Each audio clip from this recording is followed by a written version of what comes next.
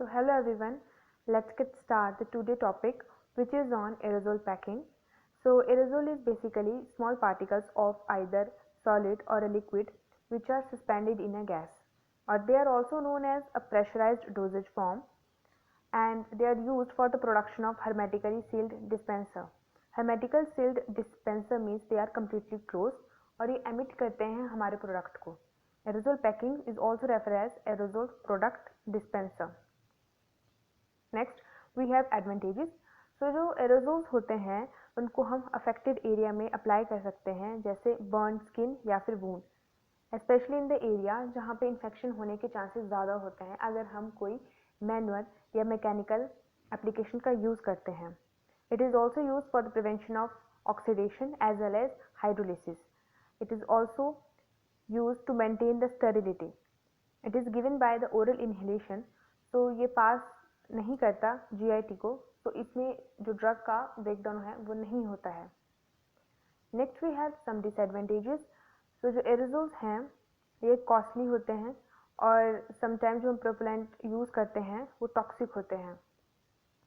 Due to providing cooling effect it may cause discomfort to the injured patient और injured skin and lot of difficulties is faced, क्योंकि sometime जो हमारा drug है वो soluble नहीं होता है प्रोपेलेंट में. Next we have classification of aerosols. So it is divided into three part. First, space spray. Space spray means कि it is spray in the open space, for example insecticide, disinfectant and room deodoriser. और space spray में जो particle का size होता है वो up to 50 micro होता है. Next we have surface coat. तो सरफेस कोट में जो पार्टिकल का साइज होता है वो 200 माइक्रो होता है. Surface coat means it is applied on the body surface directly. Example we have hair spray, personal deodorant, powder spray and topical medicament spray. Third, we have foam. So in case of foam, we use emulsion. And for example, shaving cream and vaginal product. So foam में basically हम एक combination use करते हैं oil का और water का भी, which are used for the generation of a foam. Next we have formulation of parent pharmaceutical aerosols. So इसमें केस में प्रोपेलेंट यूज करते हैं. प्रोपेलेंट बहुत इंपॉर्टेंट है because it is responsible for carrying the liquid और a solid. It may be carbon dioxide, nitrogen, ethane, methane. But nowadays जो हम propellant use करते हैं वो हैं ट्राइक्लोरोफ्लोरोमीथेन, डाइफ्लोरोमीथेन, डाइक्लोरो टेट्राफ्लोरोइथेन, और ये यूज होते हैं इन द फार्मास्यूटिकल एरोजोल्स. सो इसमें हम यूज करते हैं प्रोपेलेंट जो कि गैस होती है, एक मेडिकामेंट या जिसको हम एक्टिव इंग्रेडिएंट बोलते हैं क्योंकि उसका एक थेरेप्यूटिक वैल्यू होती है. Next, additives. तो एडिटिव्स में हम यूज करते हैं antioxidant to prevent oxidation, surface active agent to increase the solubility. Surface active agent is also known as surfactant. And third, we use flavoring agent. So ये तीनों चीज़ें मिला के हम फिल करते हैं एरोजोल कंटेनर में. Next we have a diagram of aerosol. इसमें top most actuator, then valve, then gas under pressure, then we have liquid and gas solution and dip tube. So first we have container. So जो ये container होता है it is made up of either tin plated steel और aluminium और stainless steel या फिर glass और plastic. It must, जो हमारा container है वो अपने particle shed ना करे या कोई भी contamination cause ना करे, क्योंकि इससे ultimately effect जो है हमारे product पे ही पड़ता है. So it must कि ये withstand करे with higher pressure, क्योंकि जब हम filling करते हैं, filling process के वक्त जो है जब गैस लिक्विड में कन्वर्ट होती है तो यहाँ पे हाई प्रेशर जनरेट होता है. सो इट मस्ट कि जो हमारा कंटेनर है it made up of a good material which has a proper strength, which does not easily leak as well as which stand with a higher pressure. Next we have valve. तो जो valve basically होता है वो actuator के नीचे present होता है. जब हम एक्चुएटर से एक प्रेशर प्रोवाइड करते हैं तो वेल्व है उसके जो डोर हैं वो ओपन या क्लोज होते हैं. फॉर दैट मीन्स कि जब हमने एक्चुएटर प्रेशर दिया तो वेल्व के जो डोर हैं वो ओपन हो जाएंगे, और जब हमने एक्चुएटर से प्रेशर रिलीज किया तो वेल्व के जो डोर हैं वो क्लोज हो जाएंगे। वेल्व जो है 3 पार्ट में डिवाइड है, continuous spray valve, metering valve और foam valve. Continuous spray valve जिसमें कंटिन्यूसली जो है स्प्रे होती है, मीटरिंग वेल्व जिसमें एक स्पेसिफिक क्वांटिटी ही स्प्रे होती है।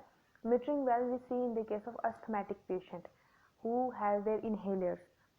Next है foam valve, which are very rarely used, but they are used for the formation of ball of foam. Next part we have actuator. So actuator हमने top most part में ये जो attached होता है और it is used for opening and closing of a valve. Next we and last part we have a dip tube, which we study that dip tube must have to be proper with a proper length, because if it is too long it causes blockage to the liquid, and if dip tube is too short it does not expel all the material which is present inside the container. So it must be made up of good material such as polyethylene or polypropylene, and it is responsible for carrying the liquid from bottom of the container to the topmost part.